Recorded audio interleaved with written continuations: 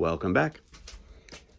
This is David with an incredibly amateurish film style, but gonna show you a few of the bigger ticket items I've picked up over the last several months. This is for my personal collection, so this is not a welcome back comics for sale at a show near you type of video. This is about stuff that I bought for myself in the last, let's say, 6 to 8 months, maybe a year. I've been slacking a little bit on doing individual videos, so I thought I'd do a collective video. Now, to be clear, these are all bigger priced or rarer items, so they're not necessarily the sum total of everything I bought. So there's lots of little bits and pieces, but for the most part, I wanted to highlight a few of the bigger things that might not be something you see every day or might be something that's hard to come by. So to do that, I'm going to start walking us around a little bit, and you'll see less of me and more of the things I bought. Let's start with a couple things that have come into the display case over the last few months.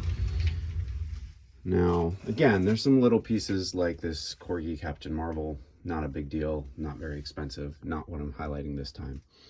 This, I don't think I've done a video on yet. Again, not the most expensive piece in the collection, but I found some of these about 2 years ago when I was on a trip in Chile and went to a vintage toy store. These are, I'm actually going to wander over here for a second, keep it on the floor so as not to spoil anything. These are mini puzzles. Let me bring these over into some better light. So this is what I found in Chile. There were these little sealed packages. Each puzzle has something like 24 pieces, I think, and gives a small picture of one of these characters. So I found these and was immediately captivated by them, bought this, and then kept looking online for them. And in my searching online, found out that they came in this counter display, and spent a good part, I mean, not a good part of the year, but spent about a year or so continually checking online for auctions, and eventually found one of these from a seller from South America on eBay, and it's got the complete set of all of the, so it's 12 pieces each, and it's got a complete set of all of the figures, so a total of 16, and these are their Spanish names: Spider-Man, Hulk, Captain America, Invisible Woman, Mr. Fantastic. I don't have my glasses on, so I'm having trouble reading these. But at any rate, really cool box of figure. Off to a great start on this video. But again, just became kind of obsessed with these. And not the most expensive thing in the world, but definitely one of the more obscure, probably hard to find things here in this country. More recently, I had seen a listing, first on eBay, but also through a comic store called Comics on the Green, I believe, in Pennsylvania, that I had been collecting off and on when I could find them at a decent enough price, these glowing superheroes. So these are from 1978, I think, 1976, from Fleetwood. Just great art, and this is ridiculous. So they're basically just little mini flashlights. You can see there's a little button on the side you press, and when the battery's in there, Silver Surfer will light up with a little, light bulb that's in the back there. So they came with, I'm just going to put this on the top for now. They came with 1, 2, 3, 4, 5, 6, I believe, 6 characters, and this was their display box, which I never thought I would get a chance to get, and negotiated with this person over the course of several months, just kind of letting the auction sit there, threw in an offer. It was still there a year or so later, and came back with the same offer, and they accepted it. So we've got the Silver Surfer, Mr. Fantastic, the Hulk, and these are basically, as you can see from the Silver Surfer here, the artwork on the side of the display box matches the artwork on the actual figure itself. And then over here we've got Thor, Thing, and Human Torch. So I love old vintage displays. When I can, at a reasonable price, pick them up. This was somewhat expensive, but when you break it down with the fact that I got, so there's 2 of each character in here. So basically got a full display box of 12. It felt like a sort of per unit price was reasonable. So that's, we're going to come back to this display closet in just a few minutes. But for now, this was my glowing superheroes Marvel Fleetwood display. And then we're going to come over here. So some of you may have seen I posted a video of some stuff I brought back from Italy last year.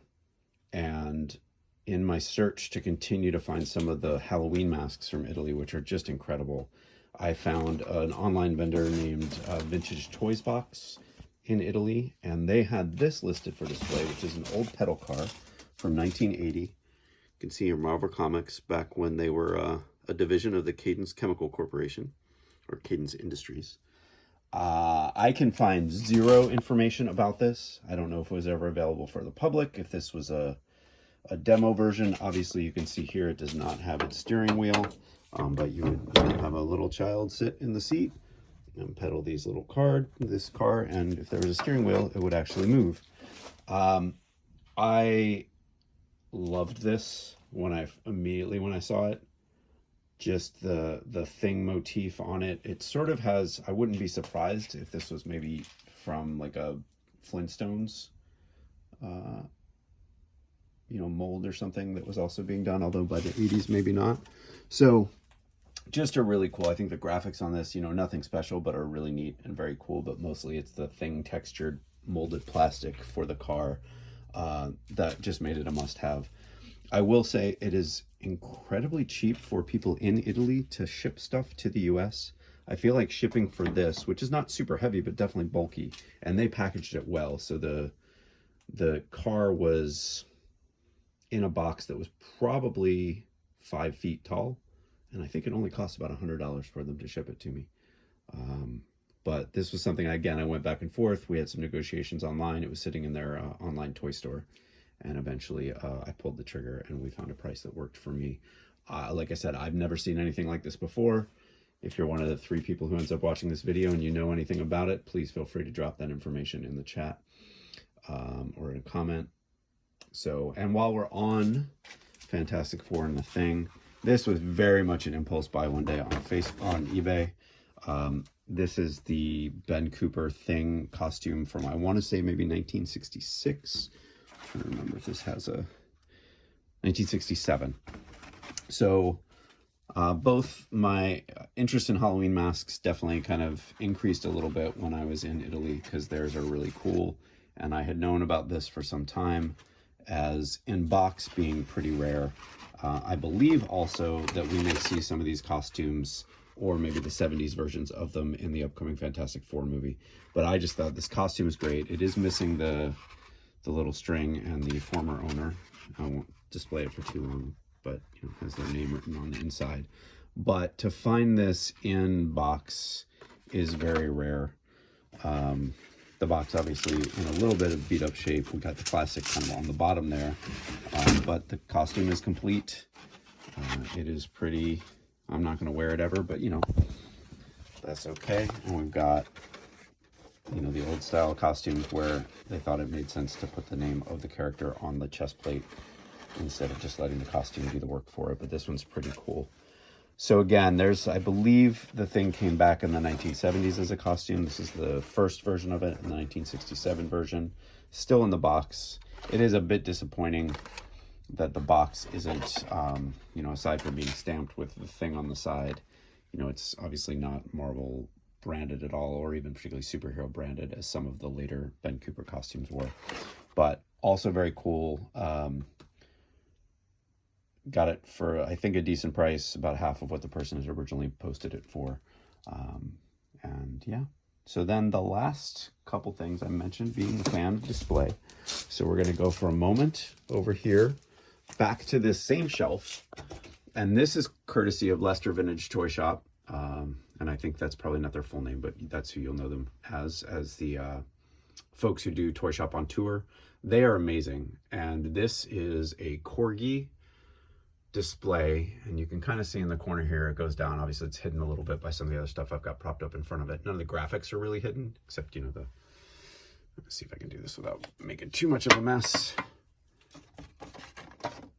So you've got the rest of the Joker. This is the tab. It would have clipped onto a basically metal display rack that had Corgi toys. Again, this is one of the larger Corgis. They also did what they called like Corgi Juniors, of which these are some examples here.